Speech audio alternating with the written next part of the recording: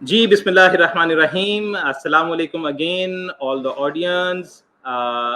वापस project TTF के साथ आपका जो होस्ट है जावेद इकबाल वो आपके साथ। हमारा सेकंड सेशन इंशाल्लाह अभी स्टार्ट होने को जा रहा है। जो हमारा सेकंड सेशन है आपको जैसे पता है वो जाहिद हुसैन छीपा फाउंडर हैं, सीईओ हैं इस्लाम 360 के। एक नौजवान जिसने सोच का रुख चेंज किया। मतलब मैं समझता हूँ कि एक बहुत बड़ा काम जो शायद पहले किसी के दिमाग में नहीं आया था। अभी जैसे थोड़ी देर पहले हम शाह साहब से कासिम अली शाह साहब के साथ कनेक्टेड थे।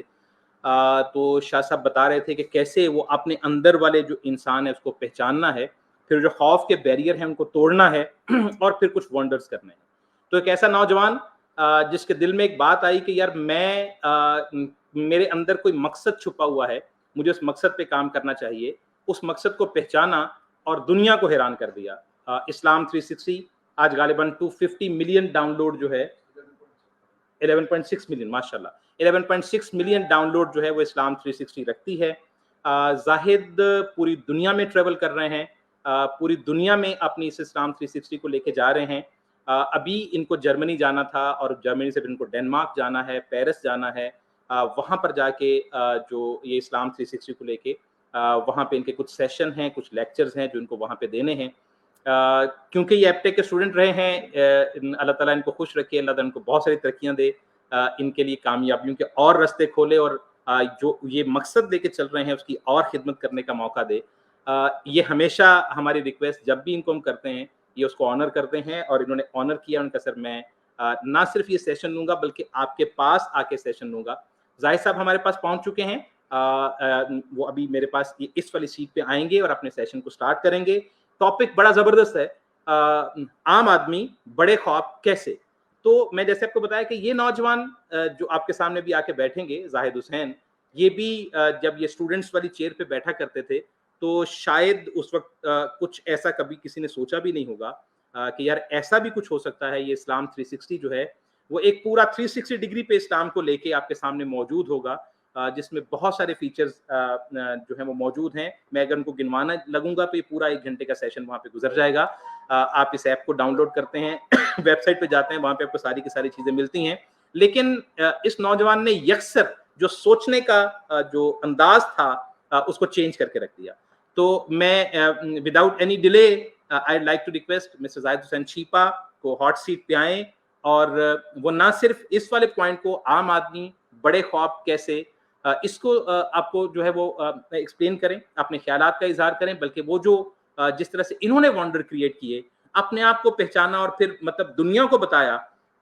एक इसमें बहुत बड़ी चीज़ ये है कि वो जो इस्लाम का जो ट्रू कॉन्सेप्ट है, जितनी ये मेहनत कर रहे हैं, डिफरेंट मकातब फ़िक्र के लोगों से मिल के, वो डेटा जमा करके, एक जगह कंपाइल करके, हमारे लिए उसको आसान तरीन बना के, उस ऐप में ला के, दैट इज़ रियली कमेंडेबल।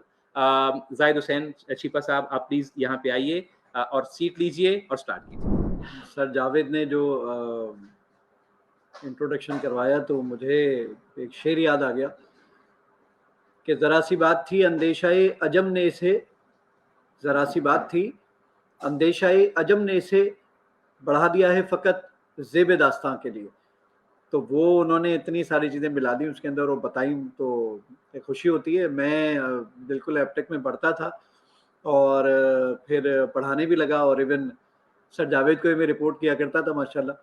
तो अल्लाह ताला इनको जज़ाए खैर दे कि जी हमेशा मुझे याद रखते हैं और मुझे बुलाते हैं, और ये मेरे लिए बड़े ऑनर की बात होती है कि वो मादिर इल्मी जहाँ पर आपने पढ़ा हो और वहाँ पर आपको दोबारा इस तरह बुलाया जाए और आप वहाँ पर आकर कुछ अपने बारे में या अपनी जो काविशें हैं उसके बारे में कुछ एक्सप्लेन करें तो बड़ी खुशी होती है। बात हो रही थी कि एक आम इंसान बड़े ख्वाब कैसे मुमकिन हो सकते हैं। तो अच्छा, पहले मुझे ये बताइएगा कि इसमें जो सवाल जवाब है कोई हमसे यहाँ से करेंगे?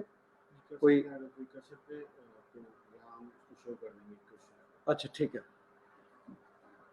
तो बात ये हो रही थी कि एक आम इंसान बड़े ख्वाब कैसे देखता है। तो बड़े ख्वाब देखने के लिए मुझे पीरज़ादा कासिम साहब का एक शेर याद आ रहा है। और पीरज़ादा कासिम साहब का एक शेर है कि मैं उस शख्स को जिंदों में क्या शुमार करूं, मैं उस शख्स को जिंदों में क्या शुमार करूं जो सोचता भी नहीं, ख्वाब देखता भी नहीं। तो ख्वाब देखना बहुत ज़रूरी है, और ख्वाब वो नहीं है जो आप सोते हुए देखते हैं, बल्कि ख्वाब वो हैं जो आपको सोने नहीं देते। ये बहुत इंपॉर्टेंट बात है। जाहिद हुसैन छिपा की जो ज़िंदगी है वो मुस्तकिल मेहनत और मुश्किलात से इबारत है। यानी मैंने जब जिस घराने में अपनी आंखें खोली वो एक छोटा सा, एक गुर्बत ज़दा एक छोटा सा घर था, और हैदराबाद में मेरी पैदाइश हुई। सरफराज कॉलोनी का एक छोटा सा एरिया, उसमें एक 45 गज का छोटा सा मकान, जिसमें बाइक अंदर चली जाए तो दरवाज़ा बंद करने के लिए मुश्किल हो जाती थी, और उसमें एक छोटा सा कमरा और एक छोटा सा सहन जिसके ऊपर एक छत पड़ी हुई थी बस। तो उसमें 6 बहन भाइयों ने रहना, और सुबह अम्मी ने जो है वो 3 साढ़े 3 बजे पापड़ बनाने के लिए उठना, अब्बू ने मजदूरी के लिए जाना। तो ये सारी चीज़ें रोज़ाना का मामूल था, और रोज़ाना सुबह देखा करते थे। यानी अगर साल में 365 दिन होते थे, तो 365 दिनों में मेरे ख्याल से कोई शायद 2 दिन ऐसे होते होंगे या 3 दिन ऐसे होते होंगे जिसमें मैं सुबह स्कूल में कोई पॉकेट मनी साथ लेके जाया करता था, वरना 362 डेज मैं खाली हाथ जाता था। और मैं जब ब्रेक होता था तो ब्रेक में मैं नीचे कैंटीन के पास नहीं जाता था, बल्कि अपनी क्लास में रहता था। मेरी क्लास 3rd फ्लोर पे थी, तो मैं अपनी क्लास में ही रहता था कि नहीं यार, मैं जब किसी और को पेटस खाता हुआ या कोल्ड ड्रिंक पीता हुआ देखूंगा तो मेरा दिल ललचाएगा, तो मैं अपनी क्लास में बैठा रहता था। तो ये वो चीज़ें हैं जो कि जिसमें अपना बचपन गुजारा। और जब मैं फर्स्ट ईयर में आया तो वो हालात इतने, जबकि मैं पोजीशन होल्डर था और अच्छे ग्रेड्स के साथ में आया था, और उसमें जब मैं फर्स्ट ईयर में आया तो फर्स्ट ईयर के अंदर हालात इतने बुरे हो गए कि मुझे केले बेचने के लिए जाना पड़ा, और मैं ठेले पर केले बेचा करता था। तो मुश्किल काम था जब आप पोजीशन होल्डर हों, अच्छे पढ़ने वाले हों, ब्राइट स्टूडेंट जिसको हम लोग कहते हैं आसान लफ्जों में, वो हो, और फिर उसके बाद आप ये काम करें तो थोड़ी सी मुश्किल होती थी। लेकिन मैं सोचा करता था कि यार लोग मेरे बारे में क्या सोच रहे होंगे, लोग ये जब देख रहे होंगे कि यार पोजीशन होल्डर है और ये केले बेच रहा है तो ये क्या सोचते होंगे। तो बाखुदा मुझे एहसास हुआ वो कुछ भी नहीं सोचते। रीजन ये है कि ये दुनिया चढ़ते सूरज की पुजारी है। जब आप कुछ बन जाते हैं तो वो आपको जानते हैं, जब आप कुछ नहीं होते ना तो वो आपको पूछते भी नहीं। मैं छिपा फैमिली से बिलोंग करता हूँ। हमारी फैमिली, हमारी कम्युनिटी जो है वो बिजनेस कम्युनिटी मानी जाती है। मेमन नहीं होते, पहले तो मैं ये बात क्लियर कर दूं कि छिपा मेमन नहीं होते। हाँ, लेकिन हम दोनों की जो एंसेस्टर्स हैं, आबा और अजदाद हैं, वो एक ही इलाके से इंडिया से माइग्रेट करके आए थे, जो कि था गुजरात। तो मेरी जो कम्युनिटी है वो, पैसा तो उन लोगों के पास बहुत है, अनफॉर्चुनेटली हमारे पास नहीं था। तो पैसा तो उन लोगों के पास बहुत होता था, लेकिन मुझे याद है अच्छे तरीके से कि हमें किसी किस्म की उसमें सपोर्ट नहीं मिलती थी, हमें कोई पूछता भी नहीं था। तो मुझे अंदाजा हुआ कि दुनिया चढ़ते सूरज की पुजारी। आज जब मैं ट्रैवल करता हूँ, टेलीविजन पे जाता हूँ, प्रोग्राम्स करता हूँ, सोशल मीडिया पर आता हूँ, तो आज हमारे सारे माशाल्लाह जो रिश्तेदार हैं, फला हैं, वो सब एक वैल्यू माशाल्लाह अल्लाह ताला ने उनके दिल में इज्जत डाली है। नबी सल्लल्लाहु अलैहि वसल्लम की एक हदीस है, आपने फरमाया जब अल्लाह ताला किसी से मोहब्बत करता है तो लोगों के दिलों में उसके लिए मोहब्बत डाल देता है। तो मैं ये समझता हूँ कि अल्लाह ताला ही ने ये काम किया कि वो जो मुश्किल पीरियड था ना, जिसमें केले बेचना, इतनी टफ रूटीन गुजारना, और मुझे अपनी एजुकेशन छोड़नी पड़ी क्योंकि मेरे हालात इतने अच्छे नहीं थे उस वक्त, वो मैंने छोड़ी। और उसके बाद दोबारा से 1 साल के बाद मैं वापस आया, क्योंकि मुझे, हमारे एक दोस्त थे, उन्होंने बहुत खूबसूरत बात मुझे कही थी कि जाहिद, कोशिश करना कि पढ़ना कभी भी ना छोड़ना। और तालीम एक ऐसा सिक्का है जिससे दुनिया में तुम हर चीज खरीद सकोगे। तो मुझे ये चीज अच्छे तरीके से याद थी। और जब मैं एप्टेक में, फिर एप्टेक का एडमिशन लेना एक बड़ा ख्वाब था। मुझे याद है जब मैं एप्टेक में एडमिशन लेने के लिए आया, फीस इनकी उस वक्त थी 4800 रुपीज। अब कितनी हो गई मुझे पता नहीं सर, कितनी हो गई फीस? अल्लाह अकबर, 6500 फीस हो गई है। और कुछ ही दिनों पहले हमारे एक रिलेटिव आए, तो वो मुझे कहने लगे जी एप्टेक में एडमिशन, मैंने कहा नहीं मुझे अंदाजा है आपके हालात में, मैंने कहा जी वो एडमिशन मैं करवाऊंगा आपका।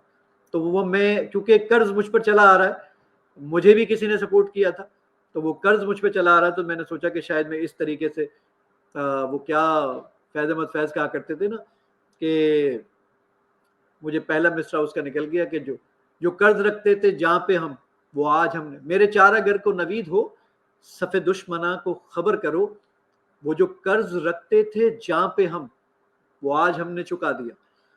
तो वो मैंने कोशिश की कि चलो जी किसी तरीके से मैं उसको कंपनसेट कर सकूं। तो बहरहाल उस वक्त 4800 की फीस भरना, 15,000 की एडमिशन फीस भरना, ये तो जुए शीर लाना था। ना पैसे थे, ना पर मंथ के ये पैसे थे। तो मुझे याद है कि वो डायरेक्टर की एक सीट हुआ करती थी, और अल्लाह भला करे, मेरे हमारे सेंटर मैनेजर, अल्लाह ताला उनको करीक रहमत करे, अयाज अनवर सोलंकी साहब हुआ करते थे। तो बाद में उनका एक मर्डर हो गया था। तो और शाहिद अजीम साहब हमारे जो है वो उस वक्त मास्टर फ्रेंचाइज थे, या जो कहते हैं मुझे नहीं पता उसको क्या कहा जाता था उनको। तो उन्होंने मुझे वो डायरेक्टर की सीट पर स्कॉलरशिप दी, और अल्हम्दुलिल्लाह 3 साल में स्कॉलरशिप पर वहाँ पे पढ़ा। और एप्टेक हैदराबाद का सबसे पहला प्रोफेशनल सॉफ्टवेयर जो मार्केट में हमने सेल किया था, उस वक्त 60,000 में सेल किया था, ये बात है 2001 की, 60,000 में हमने उसको मार्केट में सेल किया था। तो वो उस वक्त डॉलर भी मेरे ख्याल से 60 रुपए का ही था, तो $1,000 के अंदर हमने उसको सेल किया था। माशाल्लाह ये पहला सॉफ्टवेयर बनाने का जो सहरा जाता है वो इस नाचीज के जिम्मे है अल्हम्दुलिल्लाह। कैसे मुमकिन हुआ? मुमकिन इस तरह हुआ कि मैं डे वन से ये बात जानता था, और डे वन से यही सोचा करता था अल्हम्दुलिल्लाह कि जाहिद हुसैन छीपा ने बहुत आगे जाना। जब आप किसी चीज को अचीव करना चाहते हैं ना, तो उसकी सबसे पहली चीज होती है कि आप ख्वाब देखें, और ख्वाब देखने के बाद उसको पूरा करने की जुस्तजू आपको आगे बढ़ने का मौका देती है। अपने ही मन में डूब के पाजा सुरागे जिंदगी, मेरा नहीं बनता न बन, अपना तो बन। तो ये बहुत इंपॉर्टेंट था कि अपना बनना चाहिए। मुझे फील होता था कि नहीं यार, मेरे घर को मेरी जरूरत है, मुझे आगे जाना है, और मुझे बहुत सारी तरक्कियां तय करनी है, यानी बहुत मनाजिल तय करनी है। आज इस वक्त 11 अगस्त है, और इस वक्त 12:13 हो रहे हैं। मैं आज भी ये बात कमिट करूंगा आप लोगों को, और कल किसी फोरम पे इंशाल्लाह जरूर मुलाकात होगी इस बात पर। जाहिद हुसैन छीपा ने ख्वाब देखा है, और वो ख्वाब आज भी यही है कि जाहिद हुसैन छीपा अपना जहाज खरीदेगा इंशाल्लाह, और मुझे इस पर कोई डाउट नहीं, अल्हम्दुलिल्लाह। वो कॉन्फिडेंस मेरी बातों में आपको फील हो गया हो। तो जाहिद हुसैन छीपा अपना जहाज खरीदेगा। मेरे कुछ स्टूडेंट ने मुझे कहा सर वो जहाज खरीद लिया आपने? कुछ अरसे के बाद मुझे कहने लगे। मैंने कहा जी मेरा सफर जारी है, मैंने आज जो सुबह की है ना, वो अपनी कल रात से बेहतर थी अल्हम्दुलिल्लाह।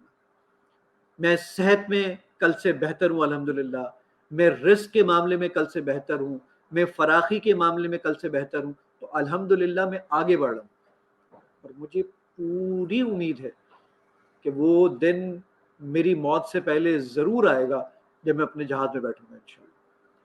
ये ख्वाब है। और किसका ख्वाब है? ठेले पर केले बेचने वाले का ख्वाब है, और इससे पूरा होना ही होना है इंशाल्लाह। नबी सल्लल्लाहु अलैहि वसल्लम की एक हदीस है, आपने फरमाया कि अल्लाह ताला बंदे के गुमान के साथ होता है। तो मैं अल्लाह से गुमान अच्छा रखता हूँ, मुझे पता है कि इंशाल्लाह मेरे साथ ये हो जाएगा। बल्कि मैं कुछ दिनों पहले अपनी वाइफ से कहने लगा कि I am ready to die अल्हम्दुलिल्लाह।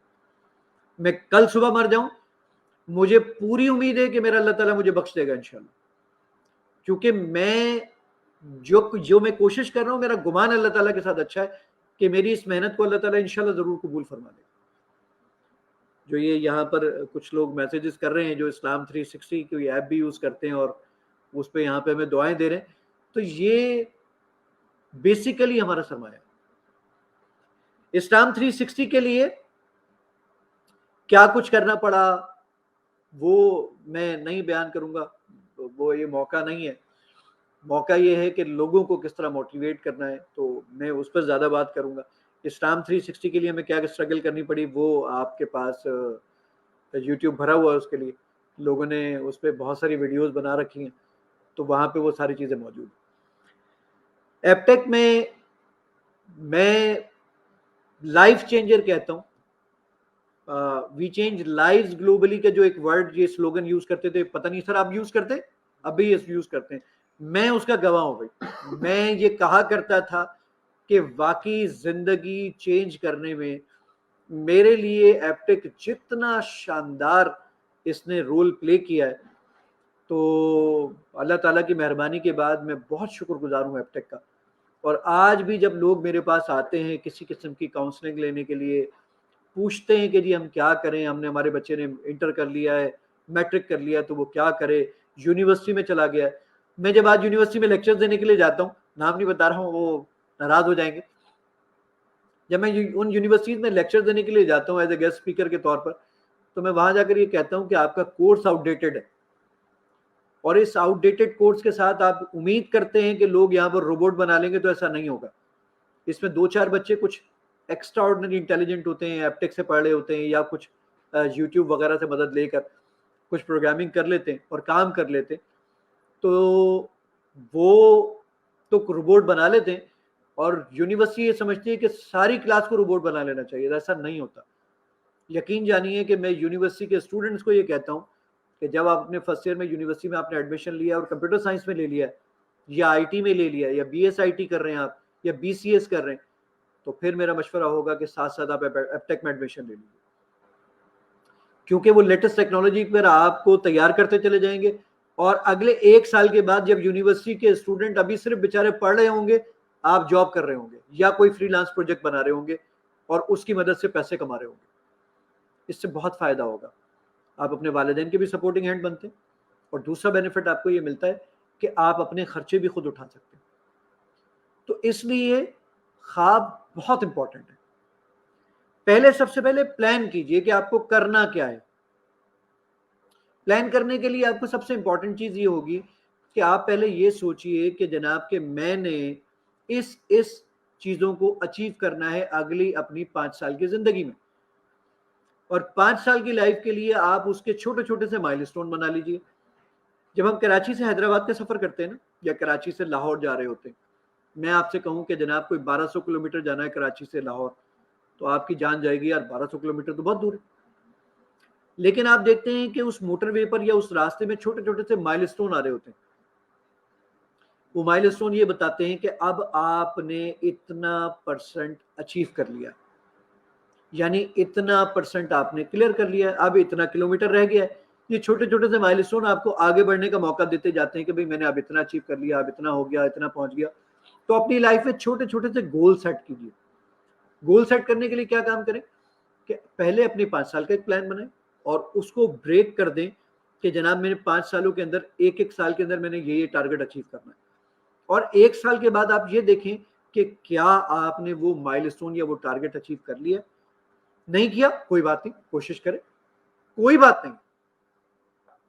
यहां किसी को कुछ हस्बे आरजू ना मिला, किसी को हम ना मिले, हमको तू ना मिला, तो जरूरी नहीं है कि आपके वो टारगेट अचीव हो जाए। कोई बात नहीं, कोशिश कीजिए, अगली दफा, दूसरी दफा में फिर अटेम्प्ट कीजिए, तीसरी दफा में फिर अटेम्प्ट कीजिए। यकीन जानिए चौथी दफा में के अंदर आप वो टारगेट अचीव कर लेंगे। करके देख लीजिए। लेकिन पहले ख्वाब देखिए, पहले सोचिए कि आपने करना क्या है। अगर आप सोचेंगे नहीं तो आगे बढ़ेंगे नहीं। दूसरी बात कि आप जब कभी भी ये सोचते हैं कि मैंने मिसाल के तौर पर 10 फीट की हाइट पर एक लगी कोई ट्यूबलाइट है उसको उतारना है, मिसाल दे रहा हूं, एक टारगेट आपने एक गोल सेट किया कि 10 फीट के ऊपर एक ट्यूबलाइट रखी लगी हुई है और मुझे इसको उतारना है। आप कोशिश करते हैं, कोशिश करते हैं, कोशिश करते हैं, और उस टारगेट को अचीव नहीं कर पाते, उसको उतार नहीं पाते। आपके जहन में ख्याल आता है कि यार ये 10 फीट वाली जो ट्यूबलाइट है मैं इसको तो उतार नहीं पा रहा, 8 फीट के ऊपर एक बल्ब लगा हुआ, इसको उतार लेता हूं। यानी आप 2 फीट अपने टारगेट से अब नीचे के टारगेट को अचीव करने की कोशिश कर रहे हैं। यकीन जानिएगा, जिस दिन आप अपने टारगेट से कॉम्प्रोमाइज करेंगे ना, उस दिन से आपका डिक्लाइन शुरू हो जाएगा। आपको कॉम्प्रोमाइज नहीं करना। आप वो 10 फीट की ट्यूबलाइट को उतारना चाहते हैं, उसी को उतारिए, उसी को टारगेट रखिए। अगर आप ऐसा करेंगे तो यकीनन ये आपके लिए बहुत, यानी वो टारगेट फिर आपके पास आपका अचीव हो जाएगा। कुछ हमारे जैनब आसिफ जावेद राजपूत हैं, वो कुछ कह रही है मैसेज में, मैं साथ साथ पढ़ता जाता हूँ ताकि आपको वो पता भी चलता है और थोड़ी सी इंटरेक्शन भी रहे हमारी लोगों के साथ। जी बहुत शुक्रिया आपका कि जब टारगेट को अचीव करना किया जाता है तो उसके लिए पहले डेडिकेशन दिखानी पड़ती है। सबसे इंपॉर्टेंट चीज क्या होती है, जो अभी जैनब कह रही थी, मैं उसी बात को सेकंड करता हूँ। जब किसी टारगेट को आप अचीव करने जाते हैं ना, तो इंपॉर्टेंट चीज होती है डेडिकेशन, मुस्तकिल मिजाजी। अगर आप, एक कमाल की बात मैं आपको बताता हूं, आप जा रहे होते हैं कहीं पर, एक रोड पर एक पत्थर पड़ा हुआ होता है छोटा सा, आप उसको एक लात मारते हैं और उसको पत्थर को, ये पत्थर गया और पता ही नहीं उड़ता हुआ कहीं पहुंच जाता है। उस पत्थर की कोई वैल्यू नहीं थी, क्योंकि ये अभी अभी वहां पर आया था, अभी अभी आपने लात मार के उड़ा दिया, और कहीं पहुंच गया वहां कोई और लात मार के उसको उड़ा देगा। लेकिन एक पत्थर ऐसा होता है जो कि उस सड़क पर, उस जमीन में गड़ा हुआ है, धंसा हुआ है। अब आप क्या कीजिए, थोड़ा सा जान लगाकर उंगली से, पांव से, हाथ से, और उस पत्थर को निकाल दीजिए उस सड़क से। अब देखिएगा, पत्थर तो ये भी निकल गया, लेकिन अपने पीछे एक निशान छोड़ गया, गड़ा छोड़ गया। अब कोई गुजरने वाला वहां से जब गुजरेगा तो उसको अंदाजा होगा कि यहां पर पहले कोई एक पत्थर था जो अब नहीं है। इसका मतलब यह है कि आप अपने निशान छोड़ कर जाइए। निकोलस स्पाई एक फिलोसोफर गुजरा है यूरोप का, वो बड़ी खूबसूरत बात कहा करते थे। वो कहा करते थे कि सब लोग आपके जहनों पर फुटप्रिंट छोड़कर जाते हैं, but someone leave the footprint on your heart are the ones you will truly remember. ये लोग आपको हमेशा याद रहेंगे जो आपके दिलों पर नकूश छोड़कर जाते हैं। याद रखिएगा, अभी शाह साहब आए थे थोड़ी देर पहले आपके पास, इसके बाद आज सारा दिन और भी मेरे बहुत दोस्त अहबाब यहाँ पर आ जाएंगे माशाल्लाह, और वो सारे ही अपनी अपनी फील्ड के अंदर एक कामयाब लोग हैं अल्हम्दुलिल्लाह। ये वो लोग हैं जिनको देखकर आप आगे बढ़ने का आपको हौसला मिलता है, क्योंकि जब आप इनको देखते हैं ना तो आप सोचते हैं जब यार ये कर सकते हैं तो मैं भी कर सकता हूं, इसमें कौन सी रॉकेट साइंस है। और यकीन जानिए कोई रॉकेट साइंस नहीं है, कोई रॉकेट साइंस नहीं है। मुझे एक छोटी सी बात याद आ गई, मैं बुक का नाम भूल गया हूं, मुझे रिकॉल हो जाएगा तो मैं अभी आपको बता देता हूं कि ग्रो एंड थिंक रिच, इस तरह के कुछ मेरे ख्याल से नाम है, भी मैं बताता हूं आपको क्या नाम है उसका। उस बुक की पहले पेज के ऊपर एक बात लिखी हुई है कि आप कोई टास्क करना चाहते हैं तो उसको बार बार बार बार बार बार करना शुरू कीजिए, देखिएगा आप में कॉन्फिडेंस आ जाएगा। किस तरह, मैं एक छोटी सी एक मिसाल देता हूं। आपको 4 करोड़ रुपए का एक घर खरीदना है, एक फ्लैट खरीदना है। आपके पास तो 4 लाख रुपए भी नहीं है, लेकिन 4 करोड़ रुपए का आपने फ्लैट खरीदना है। क्या करेंगे? इसका सबसे आसान हल पता है क्या है? सबसे आसान हल ये, आप किसी एक स्टेट एजेंट के पास चले जाइए किसी इलाके में, कहिए जनाब मुझे एक फ्लैट खरीदना है। वो कहेगा आपकी रेंज क्या है? आप कहिए यही कोई रेंज है 4-4.5 करोड़ की।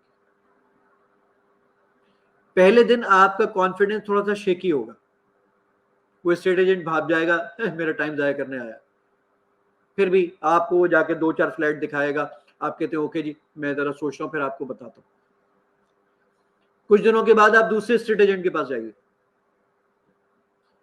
उससे बात कीजिए कि मुझे जनाब एक फ्लैट चाहिए। वो पूछेगा कितने का, वो आप बताइए 4-4.5 करोड़ का। अब जनाब वो कहता है ओके जी मैं जाके दिखाता हूँ आपको, फिर दिखाना शुरू करता है। तीसरे के पास, चौथे के बाद, जिस दिन आप चौथे के पास जाएंगे ना, उस दिन देखिएगा कि आपका कॉन्फिडेंस का लेवल कुछ और ही होगा। उसको अंदाजा होगा कि यार ये 4 करोड़ नहीं 10 करोड़ की असामी है, इसको इससे भी अच्छा वाला फ्लैट दिखा दो। क्यों? क्योंकि वो कॉन्फिडेंस आप में, आपके जबान में, बातों में नजर आने लगेगा। और जब ये कॉन्फिडेंस आने लगेगा, इंशाल्लाह वो 4 करोड़ भी चलकर आ जाएंगे। कारोबार के लिए पैसे इंपॉर्टेंट नहीं होते, आइडिया इंपॉर्टेंट होता है। अगर आपके पास $1 मिलियन का आइडिया है, $1 मिलियन झक मार के आपके पास आ जाएंगे, बेफिक्र रहिए। सिर्फ आइडिया सेल होता है। आप वो आइडिया लेकर किसी बड़े आदमी के पास चले जाएंगे, उसको लगेगा कि नहीं यार ये सेलेबल है, 10 करोड़ क्या आपको 20 करोड़ रुपए देने को तैयार होगा। पहले वो चीजें आपके अंदर नजर आनी चाहिए। जावेद चौधरी साहब का मैं एक कॉलम पढ़ा था, उन्होंने कहा कि हमारे पास हमारे यूनिवर्सिटी लाइफ में एक दोस्त हुआ करता था। उसका काम क्या था कि उसका काम ये था कि वो एक अच्छे कपड़े पहन कर आता था, बिल्कुल साफ सुथरे, शलवार कमीज पहनिए तो वेस्ट कोट पहन कर आएगा, कलफ लगे हुए कपड़े बिना किसी सिलवटों के और फला, वो हमारे पास आता था। उसने कहीं से किसी कबाड़िए वगैरह से एक मर्सिडीज गाड़ी का उसने एक रिमोट भी परचेज कर लिया था। वो 100, 200, 500 रुपए, 1000 रुपए मिल गया होगा। वो 100, 200 रुपए, 1000 रुपए, 5000 रुपए अपनी जेब में भी रखता था। दोस्तों के साथ कहीं जाए तो सबसे पहले वॉलेट में खुद हाथ डालता था। इसका बेनिफिट क्या मिलता था उसको? कॉन्फिडेंस का लेवल उसका इतना हाई था कि हमारी यूनिवर्सिटी में अगर कोई बड़ा शख्स या गेस्ट स्पीकर आता था तो वो उससे मरूब हो जाता था कि यार ये कोई बहुत बड़ी असामी है, ये कोई बहुत बड़ी असामी। यानी आप में सबसे पहले वो एटीट्यूड आना चाहिए आगे बढ़ने वाला। अगर आप सोचते हैं कि मुझे बिल गेट्स बनना है तो सबसे पहले आपके अंदर वो बिल गेट्स वाला एटीट्यूड आना चाहिए। वो एटीट्यूड आएगा, इंशाल्लाह आप बिल गेट्स के लेवल पर पहुंच जाएंगे। सबसे इंपॉर्टेंट चीज है एटीट्यूड। एक और बहुत खूबसूरत बात मैंने कहीं किसी जगह पर पढ़ी, उन्होंने कहा जनाब कि अमीर होना तो बहुत आसान है। ये कैसी बात हुई? अमीर होना तो बहुत मुश्किल काम है। उसने कहा नहीं, बहुत आसान काम है। उसने कहा तुम अमीर बनना चाहते हो? एक दोस्त ने दूसरे दोस्त से पूछा भाई तुम अमीर बनना चाहते हो? उसने कहा जी बिल्कुल बनना चाहता हूँ। वो एक रेस्टोरेंट में बैठे हुए थे। उसने कहा तुम्हारे पास कितने पैसे हैं? उसने कहा मेरे पास इस वक्त 4000 रुपए। उसने कहा लाओ 2000 रुपए दो। उसने 2000 रुपए दिए। पहले दोस्त ने वेटर को बुलाया और वेटर को बुलाकर कहने लगा ये सेठ साहब ने तुम्हें 2000 रुपए की टिप दी है और अब हम खाना ऑर्डर कर रहे हैं तो हमारा खाना अच्छा होना चाहिए। अब वो सेठ साहब सारी जिंदगी, यानी जो वो आपके पास जो वेटर था, वो वेटर अब आपको जिसने 2000 रुपए दिए वो सारी जिंदगी उसको सेठ साहब समझने लग जाएगा, गो के उसके पास टोटल कुल जमा पूंजी 4000 रुपए की। लेकिन कितना आसान, यानी हम कहीं बाल कटवाने जाते हैं, वो हमें बाल कटवाने के कहता है कि जनाब 300 रुपए, आप उसमें से 200 रुपए उसको टिप दे दें, 500 रुपए उसको बोलें जी रखें। अब वो सारी जिंदगी समझेगा कि यार आप सेठ साहब। जब आप उसके पास जाओगे वो किसी और की कटिंग छोड़ के आपको सबसे पहले उसको पता है कि यार ये सेठ साहब है, जबकि आप सेठ साहब नहीं है, सिर्फ 200 रुपए देके आप सेठ साहब बन रहे हैं। एटीट्यूड बहुत इंपॉर्टेंट है। जब आप कुछ बनना चाहते हैं, बनने के लिए सबसे इंपॉर्टेंट चीज होती है एटीट्यूड। ख्वाब देखिए, ख्वाब को अचीव करने के लिए डेडिकेशन दिखाइए, डेडिकेशन लाने के लिए कॉन्फिडेंस आना चाहिए, कॉन्फिडेंस लाने के लिए आपको उस चीज को रिपीटेटिवली करना पड़ेगा, बार बार दोहराना पड़ेगा, बार बार कीजिए। मुझे याद है कि एक वक्त में मैंने कोई 11 दिन में 14 फ्लाइट्स ली थी। मेरे एक दोस्त का मैसेज मेरे पास आया, मुझे कहने लगा कमबख्त जहाज से उतरेगा भी या नहीं उतरेगा। कहाँ साइकिल लेना जाहिद हुसैन की औकात नहीं थी, और कहाँ अल्लाह ताला ने 11 दिन में 14 फ्लाइट्स मैंने डिफरेंट जगहों पर की ली और मैं ट्रेवल कर रहा था। और इतना ट्रेवल, यानी अभी लॉकडाउन का जब दौर चल रहा था, पिछले जब कोरोना का मामला चला, तो मेरी वाइफ कहने लगी यार तुम तो अजीब सा तुम्हें लगता होगा कि जब जहाज ऊपर से जाता है तो तुम तो फील करते हो कि तुम तो इतने अरसे से बैठ ही नहीं रहे। मैंने कहा जी बिल्कुल ऐसा। मुझे याद है ऑस्ट्रेलियन कॉन्सुलेट के लिए जब मैं इंटरव्यू के लिए गया और मैंने अपना पासपोर्ट दिया, तो उन्होंने मुझे कहा कि भाई जाहिद साहब आपके पासपोर्ट में वीजा लगाने के लिए तो पेज ही खाली कोई नहीं है, उस पे तो सब जगहों पे कोई ना कोई स्टैंप हुई हुई, तो बराए मेहरबानी आप दूसरा पासपोर्ट लेकर आइए ताकि हम आपको ऑस्ट्रेलिया का वीजा दे सकें। मुझे उस वक्त तो तकलीफ हुई, लेकिन फिर बाद में उन्होंने बताया कि नहीं हम ऐसा करते हैं कि ये ई वीजा दे देंगे, तो फिर आपको स्टैंप लगाने की कोई या इस पे कोई स्टिकर लगाने की जरूरत नहीं, आप ले जाइए। तो मुझे इस बात पर तकलीफ तो अपनी जगह पर, लेकिन खुशी हुई कि मेरे पासपोर्ट पर अब जगह नहीं है। और फिर मुझे दूसरा एक 100 लीव्स वाला दोबारा दूसरा पासपोर्ट लेना पड़ा, जबकि वो एक्सपायर नहीं हुआ था मेरा पुराना पासपोर्ट। ये बहुत इंपॉर्टेंट चीज है। ये सुनने में आपको बहुत अच्छी लग रही होगी, लेकिन इस सुनने के पहुंचने तक, मुझे सुनाने के लेवल तक पहुंचने तक बहुत बड़ा अरसा लगा। आज जब मैं अपने ऑफिस में सीईओ की सीट पर बैठता हूं और हमारे ऑफिस बॉय कोई सामने सफाई कर रहे होते हैं, तो मैं अपने दोस्त से कहा करता हूं, अक्सर या जो हमारे ऑफिस में कुछ लोग होते हैं उनसे कहा करता हूं कि मुझे 22 साल का अरसा लगा, 22 ईयर्स, उस टेबल पर सफाई करने से लेकर इस सीट पर बैठने तक 22 साल का अरसा। आज जिस एप्टेक में शारा फैसल सेंटर में मैं इस वक्त यहाँ बैठा हूं, 2006 के अंदर मैं यहाँ पढ़ाया करता था और आज मैं यहाँ पर एज ए गेस्ट स्पीकर के तौर पर आया हूँ। जब मैं आ रहा था उस वक्त भी मेरे रोंगटे खड़े हो रहे थे, मुझे गूज़बम्प आ रहे थे कि जनाब मैं उस अपने मादरे इल्मी में जा रहा हूँ कुछ बताने के लिए या और लोगों को मोटिवेट करने के लिए जहां मैं खुद पढ़ा करता था। एक और हमारे पास सवाल है कि जब रिक्वेस्ट है कि स्टूडेंट को प्लीज मोटिवेट कर दें जो जॉब से ज्यादा एंटरप्रेन्योर बनने की तरफ कुछ कहना चाह रहे हैं। आगे कुछ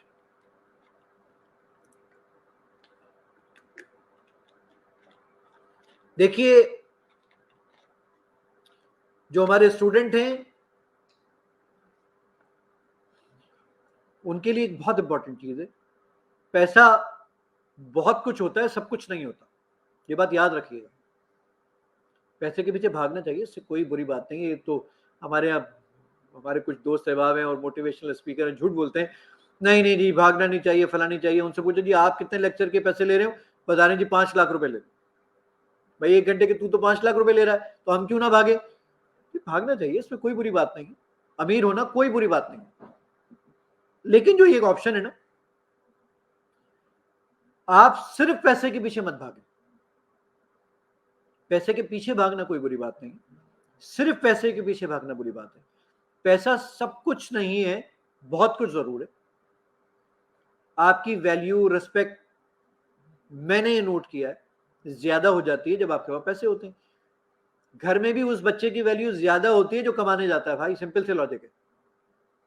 लॉकडाउन में जो लोग अपने घरों में बैठे रहे, घर वालों को लगता था फारिग बैठे, कोई काम ही नहीं करते, ये उनके लिए कुछ काम होना चाहिए। तो मेरा आपको मशवरा यही है, एंटरप्रेन्योरशिप के लिए लोग जाना चाहते हैं, बच्चे काम करना चाहते हैं, हमारे प्रोग्रामर्स के लिए तो एंटरप्रेन्योरशिप के अंदर आना बहुत आसान है। एक फ्रीलांस प्रोजेक्ट बनाना है, किसी मेडिकल स्टोर का जाके बनाइए, और उसके लिए आसान सी चीज। मैं दुबई गया, मेरे के स्टूडेंट थे, एप्टेक के स्टूडेंट थे मेरे, मुझे उन्होंने कहा कि सर वो आप आए हुए सर, एक खाना मेरे साथ प्लीज। मैंने कहा चलो ठीक है जी, खाना आपके साथ खाता हूँ। मैं खाना खाने गया तो मुझे कहने लगा सर मैं आपको अपना ऑफिस भी दिखाता हूँ। मैंने कहा चलो आपके ऑफिस भी चलते हैं। मैं उसके ऑफिस में गया, वो ग्रुप ऑफ कंपनीज था, कुछ लोगों से उसने मुझे मिलवाया, और वापस आकर मुझे उसने एक जुमला कहा, सर वो वहां एक लड़की थी, आप उससे मिले? मैंने कहा जी बिल्कुल, उसने सलाम दुआ किया, मुझे मुलाकात हुई। कहने लगा सर इस लड़की का नाम है सूरती। मैंने कहा सूरती मीन्स? उसने कहा ये नॉन मुस्लिम है। मैंने कहा ओके। कहने लगा ये लड़की हमारे पास क्या आई थी, इसकी बड़ी दिलचस्प कहानी है। मैंने कहा भाई क्या? कहने लगा कि ये लड़की, इसका हस्बैंड हमारे पास पहले से जॉब करती है, इंडियन है, ये हमारे पास, इसका हस्बैंड पहले से जॉब किया करता था हमारी कंपनी के दूसरे सेक्शन के अंदर, वहां जॉब किया करता था। ये लड़की कुछ अरसे बाद हमारे पास आई और आकर कहने लगी जी मेरा हस्बैंड यहाँ पे जॉब करते हैं, सुबह ये चले जाते हैं, रात को आते हैं, मैं सारा दिन यहाँ पे दुबई में अपने कमरे में या फ्लैट में रहते रहते बोर हो जाती हूँ, तो मैं आपके पास काम करना चाहती हूँ। हमने कहा जी हमारे पास तो कोई जॉब ही नहीं है। वो कहने लगी जी मैं सैलरी भी नहीं लूंगी, मैं फ्री में, आप क्यूए वगैरह कोई सा भी मुझे काम दे दीजिए, कंटेंट राइटिंग या फला कुछ भी दे दीजिए, मैं फ्री में आपके पास काम करूंगी। हमने कहा चलो यार फ्री में मिल रही है तो रख लेते हैं। हमने कहा जी आना शुरू कर दो। कहने लगे सर 6 महीने बाद ये लड़की आज हमारी जरूरत है, क्योंकि हमारी जो ये क्यूए वाला काम करती है वो इतना इंपॉर्टेंट हो चुका है हमारे लिए, इसने इतनी जबरदस्त कुछ चीजें, कुछ टेस्ट केसेस बना रखे, तो हमें बहुत फायदा हो गया। तो वो टेस्ट केसेस से हमें इतना फायदा हुआ कि हमने इस लड़की को अब सैलरी देना हमारे लिए जरूरी हो गया, अब हम उसको सैलरी देकर यहाँ पर रोक कर रखते हैं।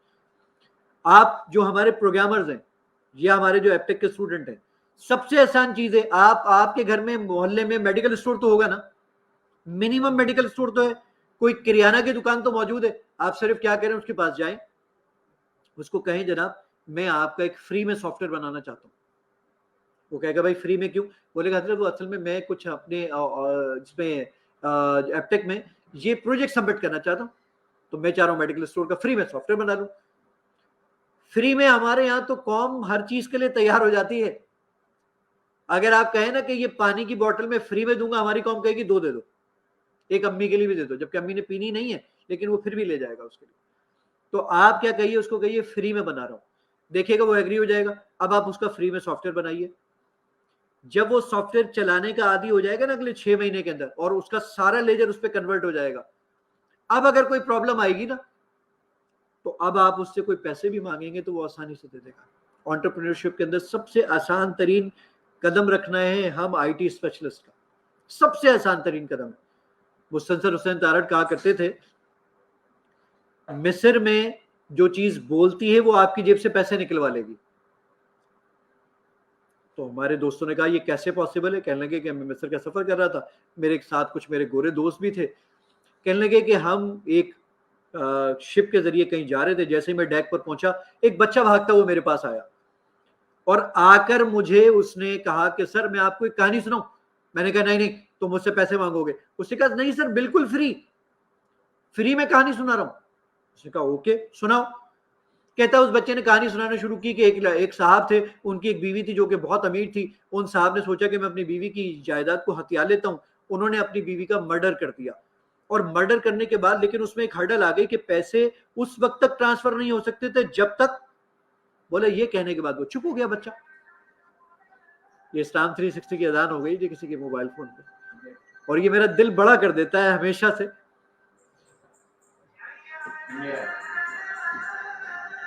मुझे याद है कि मैं जब कहीं ट्रेवल करता हूँ और किसी जगह पे, मुझे याद है कुछ दिनों पहले मैं मस्जिद नबी में था, मैं रात को पहुंचा तो उन्होंने बोला जी अब तो सुबह मस्जिद नबी तहज्जुद के वक्त पे खुलेगी। अब मैंने कहा यार मैं तो इतना लंबा सफर करके आया हूँ, अब तहज्जुद में उठकर आना। मैंने कहा चलें जी कोई नहीं। मैं फजर की नमाज से कुछ पहले मस्जिद नबी में पहुंच गया। जब मस्जिद नबी में पहुंचा, जब फजर की अजान हुई तो लॉकडाउन का टाइम था, मस्जिद नबी में लोग भी कम थे, लेकिन उस वक्त किसी के मोबाइल फोन में इस्लाम 360 अजान हुई। बाखुदा मैं इस वक्त मेरे यानी हाथ कपकपा रहे इस बात को बताते हुए कि उस वक्त मेरा दिल इतना बड़ा था कि यार इस्लाम 360 मस्जिद नबी में कोई बैठ के चला रहा है और दुआ दे रहा होगा, यार कितना बड़ा, कितने बड़े ऑनर की बात है। बहरहाल वापस आते हैं मुस्तंसर हुसैन तारड़ की उस स्टोरी की जानिब। कहने लगे उस बच्चे ने कहा कि सर पैसे लेने के अंदर, उस बीवी को जो उसने मर्डर कर दिया उसके पैसे लेने के अंदर एक हर्डल थी जब तक। इसके बाद वो चुप हो गया। मुस्तंसर ने कहा आगे क्या हुआ? उसने कहा सर $1 दो तो फिर आगे बताऊंगा। मुस्तंसर ने कहा कि हम कहानी में उस कहानी में इतने इन्वॉल्व हो चुके थे, मैंने उसको $1 दिया, वो फिर आगे चला और एक फिर पर्टिकुलर पॉइंट पर आके फिर रुक गया। मुझे कहा $1 दोगे तो आगे बताऊंगा। कहने लगे उसने उस डेक पर खड़े खड़े $7 हमसे ले लिए और फिर कहानी को मुकम्मल किया।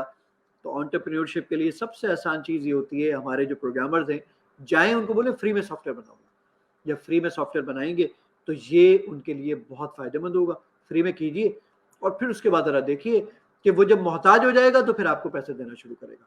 मैं अपनी बात को यहीं पर तमाम करूंगा और आपसे चाहूंगा कि आप मुझसे कुछ सवाल अगर पूछेंगे तो मुझे उसका जवाब देने में भी खुशी होगी, और एपटेक से रिलेटेड कुछ पूछेंगे जो मुझे पता होगा तो वो मैं ज़रूर बताऊंगा, और वरना एपटेक की टीम यहाँ पे मौजूद है, वो भी इंशाल्लाह इसको ज़रूर जवाब देगी। जनाब सर, जब हम आपके शौक और फ्रंट एंड, तो हमें हमारे सर कहते हैं कि बेटा फ्रंट एंड से कुछ भी नहीं रखा, बैक एंड में डिमांड है और ये अच्छा ठीक है। देखिए ये बातें टीचर को जेब देती है बिल्कुल, कि टीचर सब कुछ कह सकते हैं। आप ये क्या समझते हैं कि टीचर को ये बात जेब नहीं देती? टीचर को ये बातें जेब देती है, बिल्कुल कह सकते हैं। वो जो है ना, शेर की मर्जी अंडे दे या बच्चे, भाई शेर को कौन बोलने वाला है, तो शेर की मर्जी है। तो ऑप्शन ये वाला है, मैं बता देता हूं आपको। फ्रंट एंड सबसे आखिर में डिजाइन कीजिए। रीजन क्या है वो मैं बता देता हूं। ये कोट जब मैंने लिया था ना, उस वक्त ये दुनिया का सबसे हसीन तरीन कोट था, इससे हसीन तरीन कोट दुनिया में कोई था ही नहीं। लेकिन आज मैं इसको पहन के कहीं भी बैठ जाता हूँ, लेट जाता हूँ, कोई प्रॉब्लम नहीं है। वजह यह कि अब इसकी वक़्त मेरी नजर में कम हो चुकी है, मैं इस कलर को देखने का यूज टू हो चुका हूँ। आप सबसे पहला काम क्या कीजिए, बैक एंड डिजाइन कीजिए, लॉजिक डिफाइन कर लीजिए। फ्रंट एंड डिजाइन सबसे लास्ट में कीजिए ताकि आप उससे यूज टू ना हो। जब आपके घर में नया नया कलर होता है ना वो 6 दिन तक तो आपको बहुत अच्छा लगता है, 7वें दिन आप यूज्ड टू हो जाते हैं, फिर वो आपको अपील नहीं करता। तो फ्रंट एंड डिजाइन जरूर कीजिए, लेकिन सबसे लास्ट में कीजिए, पहली बात। दूसरी बात, मैं एग्री थोड़ा सा नहीं करूंगा आपके टीचर की बात से। वो इसलिए एग्री नहीं करूंगा कि फ्रंट एंड बहुत इंपॉर्टेंट होता है, बहुत इंपॉर्टेंट होता है। क्यों इंपॉर्टेंट होता है? If you look good you feel good. Appearance बहुत मानी रखती है, रैपर बहुत मानी रखता है। ये बॉटल अगर इसके ऊपर ये रैपर नहीं लगा हुआ होता है एक्वाफिना का, ये बिल्कुल प्लेन होती। मैं एक काम करता हूं, ये रैपर हटा देता हूं। बॉटल ये अब भी है, पानी अब भी है, एक्वाफिना का ही है, लेकिन पहले ज्यादा बेहतर था कि अब ज्यादा बेहतर है? पहले ज्यादा बेहतर था। तो ये फर्क पड़ता है आपके पास रैपर का। तो डिजाइनिंग और ये चीजें बहुत इंपॉर्टेंट है। और खास तौर पे हम जो थर्ड वर्ल्ड कंट्रीज में रहते हैं, पाकिस्तान, इंडिया, बांग्लादेश में जो लोग रहते हैं, तो इन लोगों के लिए रैपर ज्यादा इंपॉर्टेंट है। आसान लफ्जों में उनको शशके जरा ज्यादा पसंद है। बैक एंड पे उसके पीछे जो लॉजिक लगा रखी है ना आपने, उससे उसको सरोकार कम होता है। वो कहता है यार ये बटन जब दबाता हूं ना, कलर क्या खूबसूरत चेंज होता है, क्या जबरदस्त एनिमेशन आती है। ये मानी रखता है, होनी चाहिए, बहुत इंपॉर्टेंट है। How to manage graduation and Aptech both? जी बिल्कुल पॉसिबल है जी, कोई ये तो बहुत सिंपल सी बात है। ग्रेजुएशन में आपके पास जो चीजें पढ़ाई जा रही हैं आपके पास, जब आप एप्टेक में पढ़ेंगे तो वो आपके लिए बिल्कुल हलवा हो जाएंगी, बिल्कुल हलवा हो जाएंगी। वो कोई मानी नहीं रखेंगी। जब आप एप्टेक में पढ़ रहे होंगे, एप्टेक में तो आपको ऑल्टरनेट डेज में, आपको सर ऑल्टरनेट डेज में क्लास है वही सेम, ऑल्टरनेट डेज में आपको 2-2 घंटे निकालने होते हैं, तो हफ्ते में 3 दिन, कोई मुश्किल काम नहीं है। असाइनमेंट जितने मिलते हैं वो आप, क्योंकि आपका पैशन होगा, जुनून होगा, शौक होगा, उसके जरिए आप काम कर सकते हैं। अगर आपका जुनून और पैशन और शौक नहीं है प्रोग्रामिंग, तो फिर मैं आपको मशवरा दूंगा कि फिर आप इस फील्ड में ना आए। अगर पैशन और जुनून, कोई क्रिएटिव, कोई नया आइडिया, क्रिएटिविटी है आपके लाइफ के अंदर, तो फिर जरूर आइए और फिर आप करके देखिए। मैं 1998 से आईटी इंडस्ट्री में हूं, 23 साल हो गए। मैं आज भी जब ट्रेवल करता हूं, मैं अपने बीवी बच्चों के बगैर 2-3 दिन निकाल लेता हूं। लैपटॉप के बगैर नहीं गुजारा कर सकता मैं। लैपटॉप में आज भी जब ट्रेवल करता हूं, मेरे सिरहाने रखकर सोता हूं आज भी। रीजन क्या है? मुझे प्रोग्रामिंग का जुनून है, शौक है। मेरे पास आज भी जब कोई प्रोजेक्ट आता है, मुझे लगता है कि मुझे इसके अंदर कोड करना पड़ेगा, वाओ, मुझे नींद बहुत शानदार आती है कि जनाब मैं कल काम करूंगा उसके ऊपर। जैसे मैंने कल रात, मुझे एक आइडिया आया है और वो आइडिया मैं आज जाके अपने ऑफिस में इंप्लीमेंट करूंगा। मुझे पता है, बहुत खुशी है मुझे कि मैं वो काम करूंगा। क्रिएटिविटी अगर ये है तो फिर जरूर काम कीजिए। तो आप दोनों को बहुत आसानी से मैनेज कर सकते हैं, कोई मुश्किल काम नहीं है आपके लिए। एक बिगिनर स्टूडेंट को कितनी एफर्ट करनी पड़ चाहिए, कितना टाइम स्पेंड करना चाहिए? लिमिट नहीं है इसकी, तो लिमिट नहीं है। मैं जब पहली बार प्रोग्रामिंग में आया था, हमारे टीचर होते थे आसिफ जमाल साहब। सर आसिफ जमाल ने मुझे एक जुमला कहा था। वो जुमला ये कहा था कि जाहिद, जब मैं प्रोग्रामिंग किया करता था तो मैं सुबह जो हमारे घर में दूध देने वाला यानी गवाला जब दूध देने के लिए आया करता था, तो दरवाजा मैं खोलता था, यानी सुबह अर्ली मॉर्निंग आता था। मैंने कहा सर इसका मतलब है? उसने कहा रात जाग कर काम करना पड़ेगा। मैंने कहा ओके, डन हो गया। जब मैं प्रोग्रामिंग करने लगा, मुझे एक नहीं सैकड़ों रातें याद है।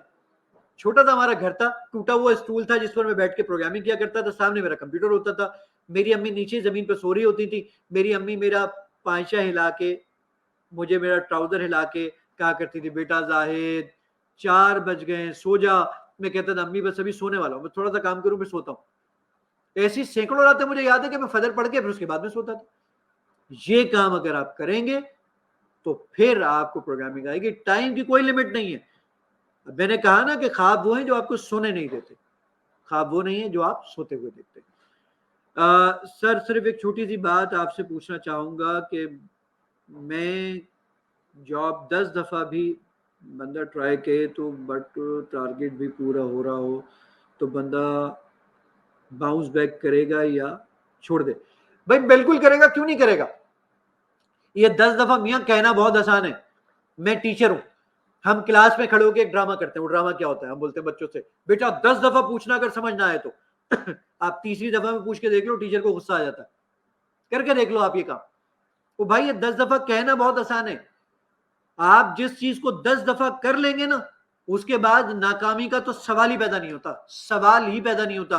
अगर ऐसा हो जाए तो जूता उठा के आ जाइएगा और मेरे सर पर मारिएगा, मुझे कोई एतराज नहीं होगा इस बात के ऊपर। ये बात मैं आपको कह रहा हूं। लेकिन ये फिर वही बात है कि जबानी बात है, जब हम मारेंगे मुझे गुस्सा आ जाएगा। सिंपल से लॉजिक है। सर नए तालिब इल्म के लिए मशवरा, नए तालिब इल्म के लिए मशवरा यही कि डेडिकेशन दिखाइए। हमारा बच्चा सोचता है कि ओवर द नाइट कुछ हो जाएगा, बस आज प्रोग्रामिंग करूंगा कल एक प्रोजेक्ट मिल जाएगा, ऐसा नहीं होगा जनाब, टाइम लगेगा। एटलीस्ट एक साल आप दीजिए, और एक साल अपनी यूनिवर्सिटी को नहीं, अपने एपटेक के कोर्स को, क्योंकि एपटेक का कोर्स मैं बार बार इसलिए कह रहा हूं बहुत अपडेटेड कोर्स है, यूनिवर्सिटी का कोर्स आउटडेटेड है, बहुत माजरत के साथ। ये मैं आईबीए में भी खड़ा होकर जुमला कहता हूं ये वाला, जिससे नाराज हो जाते हैं कुछ लोग वहां के। लेकिन ऑप्शन क्या वाला है, अपडेटेड कोर्स। क्या मुझे हफीज जालंधरी याद आ गए, कहते थे कि उठो वगरना हशर ना होगा फिर कभी, दौड़ो कि चाल जमाना कयामत की चल गया। उनके साथ दौड़ेंगे तो काम चलेगा मियाँ। तो आप करंट टेक्नोलॉजी पे काम करें, और फिर आप देखिए, मशवरा यही है कि डेडिकेशन के साथ देखिए, एक साल दिखाइए, एक साल दे दीजिए, उसके बाद देखिए वो फल जरूर, यानी वो दरख्त आपको जरूर फल देगा। Sir I am in 9th class and my school teacher बोलते हैं कि आप 9th 10th पर फोकस करो, प्रोग्रामिंग छोड़ दो। नहीं जनाब, आप 9th 10th, मेरा बेटा क्लास 9th में और मेरे साथ ऑफिस जाता है, आज उसका प्रैक्टिकल है, 9th क्लास का प्रैक्टिकल है, आज वो प्रैक्टिकल देकर आएगा और थोड़ी देर बाद मेरे ऑफिस पहुंच जाएगा, काम करता है। तो बिल्कुल जी, ग्रास रूट लेवल पर ये काम होना चाहिए। प्रोग्रामिंग का कीड़ा अगर हमारे बच्चों के दिमाग में बचपन से पड़ा रहेगा तो यकीन जानिए हम बहुत अच्छे प्रोग्रामर प्रोड्यूस कर सकेंगे। और जितना आईटी के अंदर पैसा है, मैं नहीं समझता किसी और चीज में पैसा है। स्टाम 360 ऐप डिजाइन आपने खुद से क्रिएट की थी या डिफरेंट एप्लीकेशन को फॉलो किया था? भाई जब स्टाम 360 बनाया था तो कोई एप्लीकेशन ही नहीं थी यार, ये आइडिया खुद ही क्रिएट किया, कंसीव किया। कुरान की एक आयत थी, तखज़ू अखबारहुम व रहबानहुम अरबाबा मिन दुनिल्लाह, ये आयत में ढूंढने निकला था कि कहां पर मौजूद है। मुझे इसका उर्दू तर्जुमा आता था, अरबी तो मुझे आती नहीं थी, तो मैं उर्दू तर्जुमा ढूंढने निकला, भाई कहां मौजूद है। तो फिर मुझे एक साहब ने, हाफिज साहब ने बताया कि जनाब ये 10वें पारे का निस्फ जहां पर होता है उसकी 3 लाइनें ऊपर है। तो मैंने सोचा यार मुझे परेशानी तो और लोगों को भी तो होती होगी, और इस तरह का कोई काम होना चाहिए कि हम उस पर लिख कर ट्रांसलेट को सर्च करें और वो मिल जाए। तो फिर ये काम मैंने शुरू किया, और फिर उसके बाद अल्हम्दुलिल्लाह आज स्टाम 360 को तो बहुत सारे लोग कॉपी कर रहे हैं, लेकिन जब स्टाम 360 बनाई थी उस जैसा कोई सॉफ्टवेयर था नहीं अल्हम्दुलिल्लाह। सर आईटी में किस फील्ड में आगे बढ़ना चाहिए? भाई प्रोग्रामिंग जिसमें हो उसमें आगे जाना चाहिए। वैसे अगर आपका क्रिएटिविटी नहीं है, आपको तारों से इनसे फिजिकली कुछ लगाओ है, तो नेटवर्किंग पे जाना चाहिए। आप डिजाइन ज्यादा अच्छा बना सकते हैं, जैसे मैं नहीं बना सकता, मुझे कलर कॉम्बिनेशन में प्रॉब्लम है, तो मैं नहीं बना सकता, तो मैं डिजाइन पे नहीं जा सकता। आपका कलर कॉम्बिनेशन की ये चॉइस बहुत अच्छी है, तो फिर आपको डिजाइनिंग साइड पर या इस साइड पर आना चाहिए। और क्रिएटिविटी है तो सर प्रोग्रामिंग से अच्छी चीज कोई नहीं है फिर आपके लिए। Look at the world with the solar side using imagination and dimension. अच्छा ये तो कोई सर वो बता रहे हैं कि आपके पास,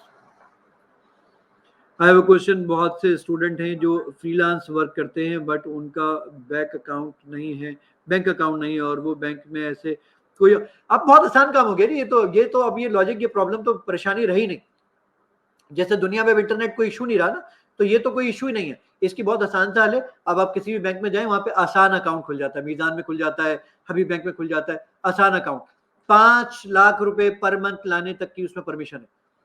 उस अकाउंट में 5 लाख रुपए पर मंथ तक की ट्रांजेक्शन आप कर सकते हैं। तो भाई 5 लाख रुपए तो कमाएंगे नहीं यार, तो उससे तो कम ही कमाओगे। तो बहुत है, आसान अकाउंट खुलवाओ, जिंदगी गुजारो, बहुत आसान हो गया, कोई मुश्किल नहीं है। आप सीएनआईसी है तो भी वेल एंड गुड, वरना अब्बा के अकाउंट पर, अब्बा के सीएनआईसी पे खुल जाता है। एमबीए मार्केटिंग वाले को आगे क्या करना चाहिए, प्लीज एडवाइस। एमबीए मार्केटिंग वाले को क्या करना चाहिए, तो एमबीए वाले से पूछे वो। अब इसके बारे में मैं तो कुछ नहीं बता सकता, लेकिन एक चीज मैं समझता हूं कि आज का डिजिटल मार्केटिंग का दौर है। अगर एमबीए मार्केटिंग वाले डिजिटल मार्केटिंग, यानी जिसको हम सोशल मीडिया मार्केटिंग कहते हैं, आजकल दौर इसी का ही है। ये बिलबोर्ड, होर्डिंग, पंफलेट्स, ये दौर खत्म हो चुका है। तो अगर आप ये चाहते हैं तो डिजिटल मार्केटिंग को सीखिए, मुमकिन है आपके लिए फायदेमंद होगा। ये मुझे लग रहा है मैं वैसे वो दे रहा हूँ जैसे वो वज़ाइफ बताते ना, भाई सुबह शाम अव्वल दुरूद शरीफ पढ़ने के बाद या बातिनो या सलाम और ये पढ़ लो, इंशाल्लाह अल्लाह भला करेगा। तो ऐसा नहीं, वो आगे चलते हैं। Sir according to your knowledge which programming language is highly demand? भाई आपके पास एंड्रॉइड स्टूडियो इस वक्त सबसे ज्यादा इन्हें, और आईओएस की अगर डेवलपमेंट आप सीख लेते हैं, यानी स्विफ्ट वगैरह, तो पैसा छप्पर फाड़ के बरसेगा। घर पे एलिवेटर लगाना पड़ेगा जो ऑफिस से बोरियां भर के पैसों की आपके घर में गिराया करेगा, अगर आप आईओएस की प्रोग्रामिंग यानी जो स्विफ्ट या फिर एक्सकोड या फिर तीसरा आप जो काम कर रहे हैं इसके ऊपर एंड्रॉइड स्टूडियो। तो जनाब मुझे टाइम अप का मैसेज आ गया, तो अपना बहुत ख्याल रखिएगा इस उम्मीद और अपनेपन के साथ। नहीं, अच्छा, आपके क्वेश्चन स्टूडेंट के लिए एक चीज जो मैं खास तौर पे बच्चों में डालना चाहता हूँ, आपने माशाल्लाह बड़ा अच्छा जवाब दिया है, वो ये है हमारे घरों में भी ये एनवायरनमेंट है ना, जब हम बच्चे होते हैं तो हमें कहा जाता है बेटा एमबीए कर ले, ये जॉब मिल जाएगी, बेटा एमबीएस कर लो, ये जॉब जॉब जॉब, नौकरी, अच्छी नौकरी। हमें इवन घरों में भी क्योंकि ज्यादातर हम मिडिल क्लास से बिलोंग करने वाले लोग होते हैं, तो घरों से भी हमें वो जो है ना वो बिजनेस वाली जो वो चीज है ना वो नहीं वो मिली। यानी एक है जॉब करना, एक है लोगों के लिए जॉब अपॉर्चुनिटीज को क्रिएट करना। बिल्कुल सही बात। ये जो माइंडसेट है, अच्छा इसमें कोई शक नहीं कि मैं हमेशा अपने बच्चों से कहता भी हूँ कि भाई आपने जॉब करना है, यार आपने एक्सपीरियंस तो करना है, उसके बाद आपने उसमें आना है।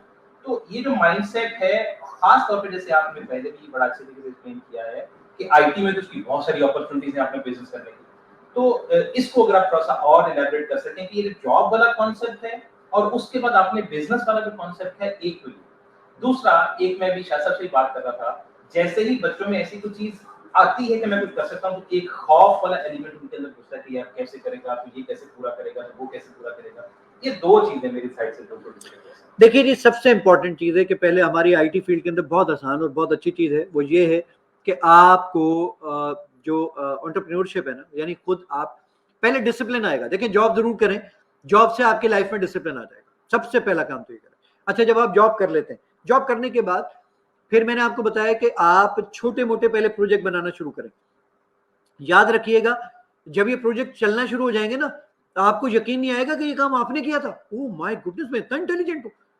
तो जब इस्लाम 360 की आज हम कोडिंग देखते हैं, या मेरे जो अपने कमर्शियल प्रोजेक्ट चल रहे हैं, जब मैं उनको देखता हूँ, उनकी कोडिंग को जब मैं खोलता हूँ, तो बाखुदा मुझे यकीन नहीं आता, यार इतनी कोडिंग मैंने लिखी है, मुझे यकीन नहीं आता। तो आप पहला काम ये करना शुरू करें कि आप बचपन से जब आप प्रोग्रामिंग करना शुरू कर दिया आपने, एक तो मैं पेरेंट्स को ये जरूर आपको सजेस्ट करूंगा, हमारे पेरेंट्स को एटलीस्ट बच्चों को कंप्यूटर लैपटॉप दिलाएं।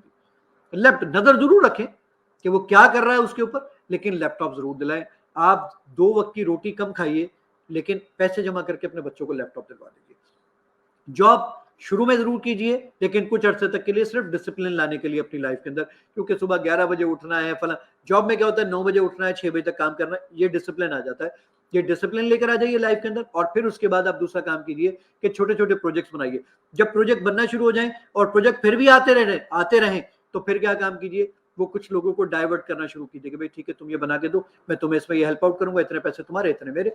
इससे कुछ लोगों के लिए वसाइल और चीजें पैदा होना शुरू हो जाएंगी। सर दूसरा सवाल आपका क्या था? खौफ जो है, फेलियर का जो खौफ है, भाई अगर आप ये खौफ रखेंगे नहीं ना, तो आप कामयाब नहीं होंगे। याद रखिएगा, कामयाब होने के लिए नाकाम होना जरूरी है। भाई ज्यादा से ज्यादा क्या होगा कि सॉफ्टवेयर नहीं बनेगा, आप उनको 2 महीने बाद कह देंगे सर अंकल मैंने बहुत कोशिश की, लेकिन वो आपकी लॉजिक मुझे समझ नहीं आती, मैं नहीं बना पा रहा। ओके, कोई बात नहीं, ये नाराज होंगे, लेकिन कल आपको इसमें हौसला हो जाएगा कि यार ये काम कैसे पॉसिबल होगा। खौफ नहीं करना, ये खौफ से मुराद नहीं करना, तो मुराद ये कह रहा हूं कि वो रखना जरूर है एलिमेंट कि यार मैं फेल हो सकता हूं। अगर आप ये एलिमेंट नहीं रखेंगे, अगर वो क्या है, हंसता खेलता चला जाता हूं मौजे हवादिस से, हादसात की जमा है हवादिस, हंसता खेलता चला जाता हूं मौजे हवादिस से, अगर आसानियां हो जिंदगी दुश्वार हो जाए। मेरे दोस्त, नाकाम होना बहुत इंपॉर्टेंट है कामयाब होने के लिए। मेरे टीचर हुआ करते थे, जो मैं कहा करता था, आयाद अनवर सोलंकी साहब, वो कहा करते थे मेरे सामने जब कोई 100 आइडियाज लेकर आता है, 99 आइडियाज को मैं रिजेक्ट कर देता हूं। 99 आइडियाज। आप अगर कभी आपका दिल करे ना कामयाब होने के लिए, मैं कभी जबरदस्त स्टोरी है, जो केएफसी के मालिक थे ना, जो कर्नल साहब जो थे, जिन बाबा की तस्वीर आप केएफसी के ऊपर देखते हैं, इनकी सिर्फ आप जाके यूट्यूब पे जाके बहुत सारी मौजूद है, गूगल पे मौजूद है, इनकी जाके सिर्फ एक छोटी सी लाइव स्टोरी पढ़ लीजिए आप। कैन यू बिलीव इट कि जो आज केएफसी आप खाते हैं ना, केंटकी फ्राइड चिकन, ये जो केएफसी आपके पास जो आप खाते हैं, 63 इयर्स की जिंदगी के अंदर जाके एक्सेप्ट हुई थी उनकी कि जनाब। और एक कमाल चीज और बता दूं, मुझे याद आ गई, ये कॉफी है मेरे हाथ में, कॉफी को coffee drink as a drink के तौर पर एक्सेप्ट करने के लिए दुनिया को पता है कितने साल लगे? 300 साल। 300 साल के बाद दुनिया ने इसको एक्सेप्ट किया कि ये कोई ड्रिंक की जाने वाली चीज है, वरना इसको एज ए दवाई के तौर पर लिया करते थे। तो जनाब आला फेलियर को ये तो बहुत फायदेमंद चीज है, आपके लिए आगे बढ़ने का मौका प्रोवाइड करती है। बहुत शुक्रिया जनाब आपका। इंशाल्लाह इस उम्मीद और अपनेपन के साथ कि आप इस वीडियो को देखेंगे भी, लोगों तक भी पहुंचाएंगे। और मुझे मीर का आखिरी शेर याद आया कि मीर कहा करते थे कि लो अब जाते हैं महफिल से मीर, लो अब जाते हैं महफिल से मीर, फिर मिलेंगे गर खुदा लाया। बहुत शुक्रिया जी। अस्सलाम वालेकुम व रहमतुल्लाहि व बरकातहू। या thank you so much Zahid साहब। मैंने अभी देखा जब हमारे जो ऑडियंस थे, यार ये ठंडा हो गया होगा, आपको दूसरी मंगानी है। जो ऑडियंस थे वो ना सिर्फ क्वेश्चंस कर रहे थे बल्कि बहुत सारी दुआएं दे रहे थे जाहिद साहब को। काम इन्होंने ऐसा किया है, वो बहुत सारी दुआओं का मुस्तहिक है वो काम भी। और जाहिद साहब जिन्होंने ये जो आइडिया सोचा, ख्वाब देखा और फिर उसको यहाँ तक लेके आए, बहुत दुआओं को मुस्तहिक हैं। हमारा ये प्राउड है, जाहिद साहब जो हैं वो एप्टेक का प्राउड हैं। हमें हमेशा खुशी होती है। मैं जब कभी कहीं बैठता हूँ, स्टूडेंट के साथ बैठता हूँ, आप अक्सर देखा होगा, मैं वहाँ जाहिद साहब को ज़रूर मेंशन करता हूँ। जाहिद साहब ने जो शेर सुनाया, उसी उम्मीद के साथ हम इंशाल्लाह फिर दोबारा मिलेंगे। जाहिद साहब को फिर बार बार हम इनवाइट करते रहेंगे। आप स्टूडेंट इनसे कोई भी गाइडेंस लेना चाहें, हम फिर दोबारा कोई प्रोग्राम सेट कर सकते हैं। बहुत शुक्रिया, आप हमारे साथ जुड़े रहे। प्रोजेक्ट TTF अभी भी चल रहा है। अभी हमारे पास 1 to 2 ये जो 1 घंटा ये ब्रेक रहेगा प्रेयर का और लंच का। इंशाल्लाह अज़ीज़ 2 बजे फिर वापस आएंगे। उसमें हमारे पास इंशाल्लाह आयशा मुमताज साहिबा वो हमारे साथ मौजूद होंगी। नए टॉपिक के साथ, नए बलबले के साथ इंशाल्लाह वापस आएंगे। थैंक यू सो मच जी। अल्लाह हाफिज़। अस्सलाम वालेकुम व रहमतुल्लाह।